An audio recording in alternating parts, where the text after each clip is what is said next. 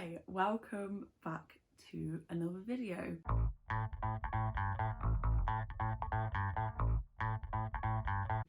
haven't made a video in a really long time, but I wanted desperately to do a stats video because I kept track of my stats, I kept track of them, and I wanted to document it.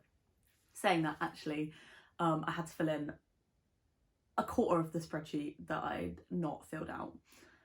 So I mostly kept track of my stats. But yeah, I really like making stats videos. I think it's really nice, like, reflection of the year and then like moving into 2022. I haven't done lots of the end of the year videos that I envisioned I probably would because of how busy and slumpy and not reading I've been. We'll see if I do end up reflecting on some of my like favourites of the year and things like that. But you know, here's a stats video. Stats. Boop, boop, boop. I'm gonna only give like a bit of kind of a brief overview of stats, just some in depth but not really. I am not going to be giving any kind of like stats on how I've been reading diversely in terms of authors and things like that. I have been keeping track of that for my own kind of personal stuff, but I used to give those sorts of stats in my reading wrap-ups, and like going forward I'm not going to do that. It kind of feels a bit weird, and I was doing that for me, but by presenting it online you're not just doing it for you, and therefore it feels a bit weird. So anyway, long story short, this is just going to be like the kind of statty stats. So I use Amy's reading spreadsheet. So that's Amy from Amy's Bookshelf, and she has a Patreon, and I'm very biased because she's my best friend, but it's great. Would recommend joining. I'll leave it below. It's her book club, and as part of that you get a reading spreadsheet, like a reading tracker, and I really love it. It kind of has everything I want, and I've tweaked some of the columns to fit me. So like, for example, the pattern of book acquisition. So kind of like where I'm reading from, I have tailored that massively, very specifically to me. And that's kind of what I like about these sorts of spreadsheets. You can go in and tweak them and make them exactly how you want them. So love that. So I'll leave the link to join Amy's Book Club below if you would like to, because that is where all of these graphs and stuff have come from. Okay, so the very first stat. In 2021, I read a total, drumroll please, of 56 books. Very happy with that. My Goodreads goal was 50, and earlier on in the year I thought, wow, I'm gonna smash 50, and then I stopped reading, which we all see imminently.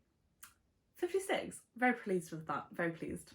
That gives me a total of 10,836 pages, and I think this says 23 hours 37 minutes of listening time. I don't know if that's right. I don't know if I've put that in right, because like an audiobook can be like 10 hours. That's not right. I've read loads of audiobooks this year. Ignore that stat. That's my fault. Next. I read 43 total new authors in 2021. That's pretty cool. Out of 56 books, I quite like that. And an average length of book. Oh wait, I'll do that one in a minute. Here is a breakdown of my reading over the year. As you can see, January started off nice and modestly. February, I actually don't know what happened. Like, absolutely crazy. How did I read 10 books that month? No one's sure. March, also really solid. April, May, June, like, you know, there's some dips, but not you know, pretty solid. July and August. Where are the books? Can't find them. I moved house those months and I got a new job. Too many things happening. Nope.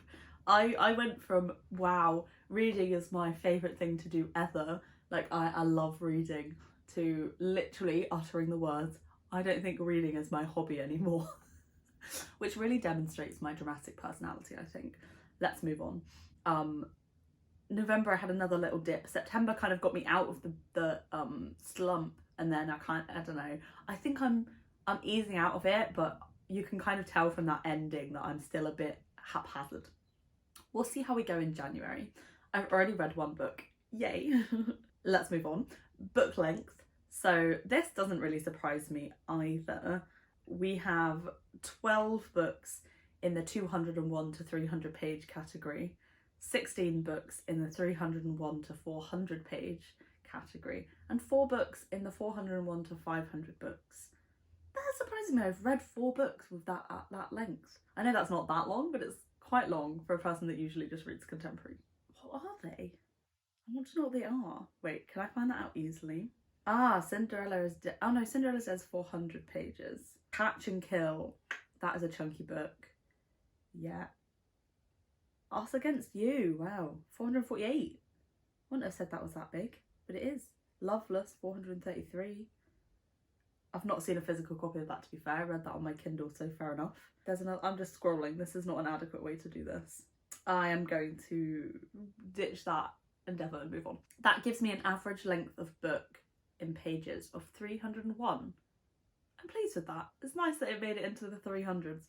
I would have probably guessed that would have been like 270, but looking at my reading, my books, most of them are 300 to 400, so that makes sense. Like that. Okay, the next graph, type of book, fiction, non-fiction split.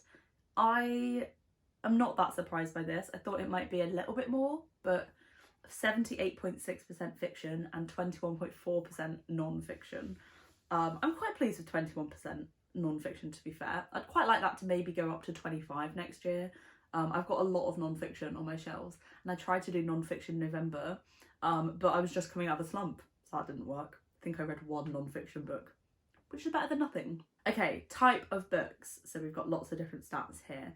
The first one is an absolute stat shit show, which is my own fault because I kept adding genres into the category list. Books by genre.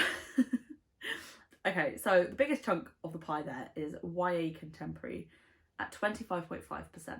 That is 14 books. By the way, I'm looking down here on the laptop. I don't know if you can even see it in the shot. The next biggest chunk comes from adult contemporary at 12.7%. 7 books. I'm not that surprised about that. Contemporary makes up the majority of my reading, I think, and that's kind of reflected in that. And then the rest is like a genuine shit show of everything else. What are some other big chunks? Memoir, 5 books. Yeah, that's pretty telling. Romance, 3 books. Interesting. Fantasy, 1 book. Hilarious. Race and identity, 5.5%. I kind of like broke down non-fiction here, I guess. I could have lumped them together. So like memoir, race and identity, feminism. I think that's all the like non-fiction ones. But I broke them down a bit more just to see what kind of non-fictions I was reading. YA thrillers, 9.1%, 5 books. And then thrillers, 3.6%, 2 books. My God. Basically, it's showing I read contemporary and then I read non-fiction and thrillers. Yeah, which I could have predicted. Books by audience. This is fascinating. So my biggest chunk of the pie, 51.8% adult books, 37.5% young adult, and then middle grade 7.1, and then new adult 3.6. That's really interesting because every year, I can't remember what my pie was at for I can't remember what my pie was for last year now, but I know that young adult was getting less and less, but it's still, young adult contemporary is still my biggest genre. I could definitely relate to that with my adult books getting more and more as I relate to adult characters more and more. It all makes sense, doesn't it? Books part of a series. Hilarious. 90.9% no, 9.1% yes. Honestly, the 9.1 feels higher than I thought it would be. What books are part of the series? I'm intrigued now. Let's go have a look. Part of a series. Get a Life, Chloe Brown. Ah, my brain is always like, series is fantasy books, and I don't really read that many fantasy books. But obviously that's stupid because series can be part of anything. Take a Hint, Daddy Brown. Yeah, that makes sense. Us Against You, the sequel to Bear Town. What else have we got here? The Sad Ghost Club. That makes sense. There's a second book coming out this year. 13 by Steve Kavanagh. Yeah, that's part of a legal thriller series. Okay. So like Oh, I've not filled in that no category. Did that change the graph? It did. Whoops. Okay, so I accidentally hadn't filled in whether Grown by Tiffany D. Jackson was part of the series, which has now changed my graph. Glad I checked. We've got now books part of the series, yes, 8.9%. No, 91.1%. That surprises me less with that book in place. That feels significantly smaller. Anyway, moving on. Okay, now we go to geography. Here is, I just probably put it over my face, it's probably too big, is a map. And it kind of highlights the primary setting of books. And it's highlighting there that I've read mostly from the United States, 16 books, and from the United Kingdom, 15 books. And then there's kind of a scattering of other places: Canada, Sweden, 2 books, Switzerland, is that Switzerland? Yeah.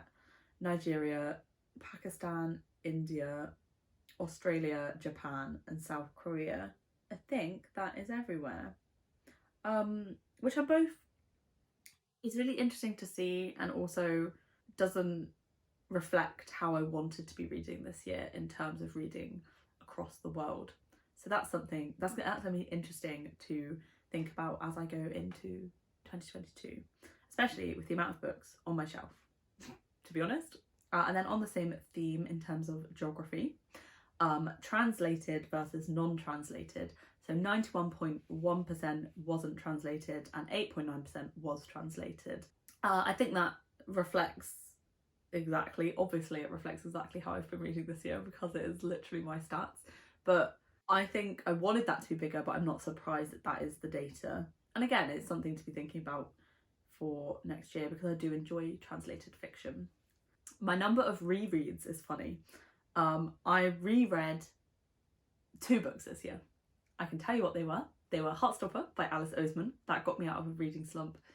What was the other one? It was another graphic novel.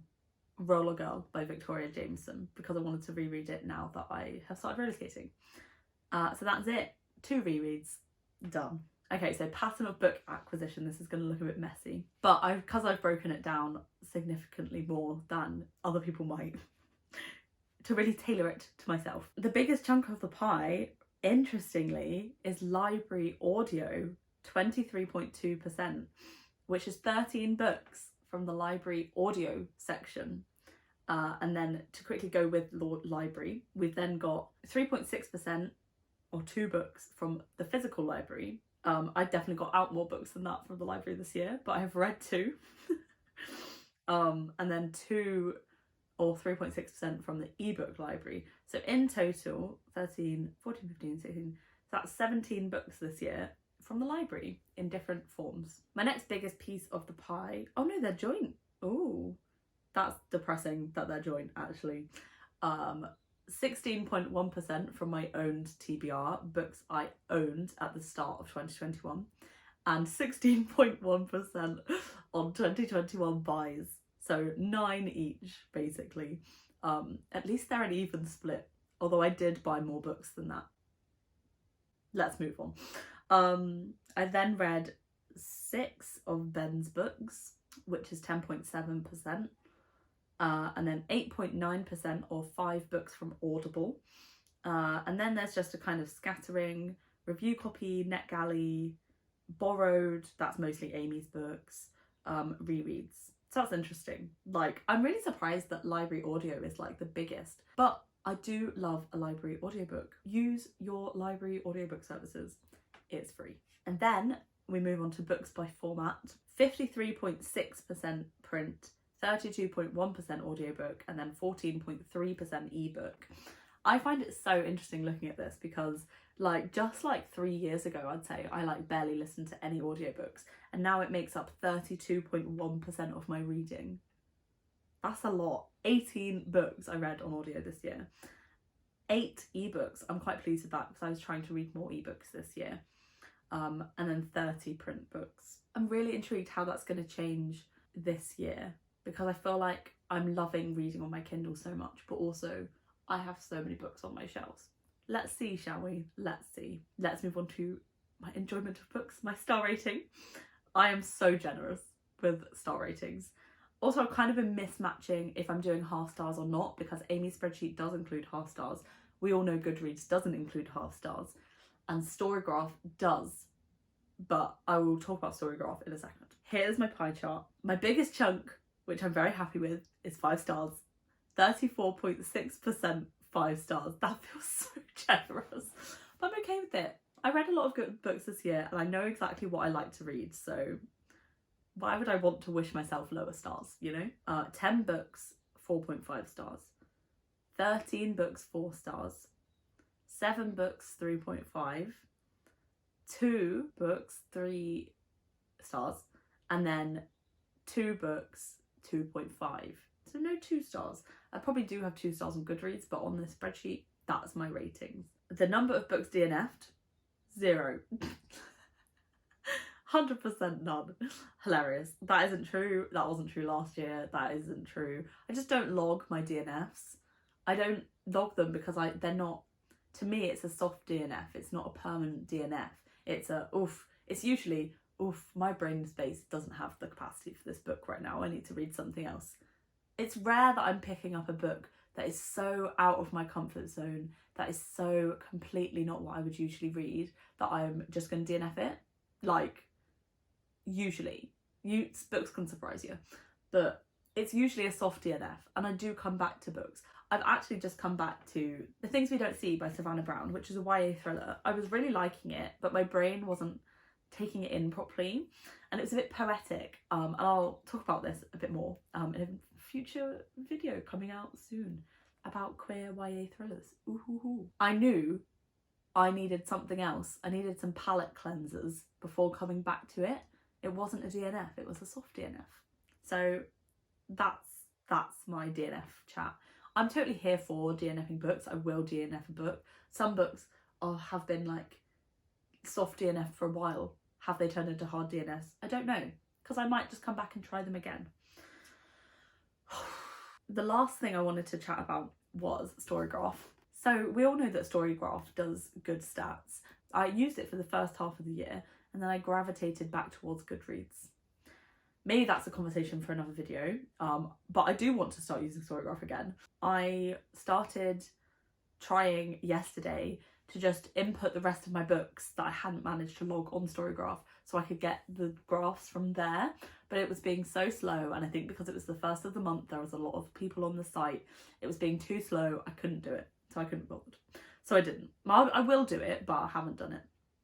But I really wanted to see the stat of like, what are my most popular authors that I've read this year? So I did it myself. Really disappointingly, I guess. It's just basically authors I've read more than one book from, because my top authors I've all read 2 books from. There's 4. 4? 1, 2, 4. One of them I predicted. I thought Tiffany D. Jackson is going to be up there, and she was. There we go. We've got Alice Oseman, Heartstopper and Loveless is what I read from her last year. And then Frederick Backman, which is My Grandmother Sends Her Regards and Apologies, and Us Against You. And then Talia Hibbert, makes sense, Get a Life Chloe Brown and Take a Hint Danny Brown. She could have won it if I'd have just got my act together and read At Your Age Eve Brown last year, but I didn't. But I will be reading that this year. And then Tiffany G. Jackson, which was Grown, allegedly? Was that this year? No. What was it? Oh, let me think. Oh, Let Me Hear a Rhyme. Yes, I forgot about that book. But yeah, those are my reading stats of the year. Thank you for watching. I'm hoping to slowly bring myself back into the booktube sphere. This is my attempt at doing that. If you set a goal for 2022, reading wise, let me know what it is below. Mine is 50. It always will be 50. Regardless of how much I read, 50 is a good number for me. It stretches me, it motivates me to keep reading, but it doesn't stress me out. Let me know what your number is, or if you're not setting a goal this year, let me know why. I think both are great reasons, to be honest, for setting a goal or absolutely not setting a goal. I love both options. If you got this far through to the end of the video, thank you so much. Please comment flamingo emoji. No one knows why. Thank you so much. I will see you in a new video, maybe soon. We'll have to wait and see. Bye.